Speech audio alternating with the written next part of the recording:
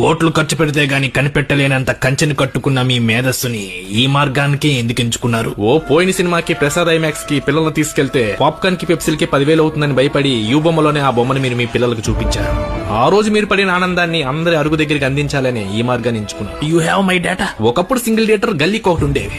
ఇప్పుడు అందులో సగం పెళ్లి మండపాల్లా మారిపోయాయి. ఫ్లెక్సీలు కట్టుకోలేని, ఫ్లెక్సిబిలిటీ లేని మల్టీప్లెక్స్ లో మాల్లో ఎన్నుంటే ఏం లాభం సార్? ఎస్కలేటర్లు, ఎలివేటర్లు ఉన్నాయని మాల్లో మెయింటెనెన్స్ లన్నీ మూవీ టికెట్ల మీద పడితే మధ్య తరగతి కుటుంబ మెయింటెనెన్స్ ఏం కావాలి సార్? మీరు చేస్తుంది సాయం అని, సమాజ సేవని సమర్థించుకుంటున్నారా? ఒక ప్రేమికుడికి భయం తన ప్రేయస్ అంటే సమోసాతో సరిపెట్టుకోకుండా ఎక్కడ పాప్కార్న్ పెప్సీ కాంబో అడుగుతుందేమో అని. నలుగురు పిల్లలున్న తండ్రికి భయం నాచోస్ అంటే లేస్ ప్యాకెట్ తో పిల్లలు కూర్చోకుండా ఎక్కడ నాచోస్ అని నాంచుతారేమో అని. లీటర్ వాటర్ 50 రూపాయలు, పావు లీటర్ పెప్సీ 180 రూపాయలు. పోనీ ఐనాక్స్ ఐమాక్స్ లో ఇంటర్వెల్ నుంచి తప్పించుకుని సింగిల్ థియేటర్ లో సమోసాతో సర్దుకుందామంటే అక్కడ టికెట్లు కూడా 300-400 పెడితే ఎలా సార్? ఇలాంటి కారణాల క్రైమ్ లో నుంచి పుట్టుకొచ్చింది ఈ పైరసీ.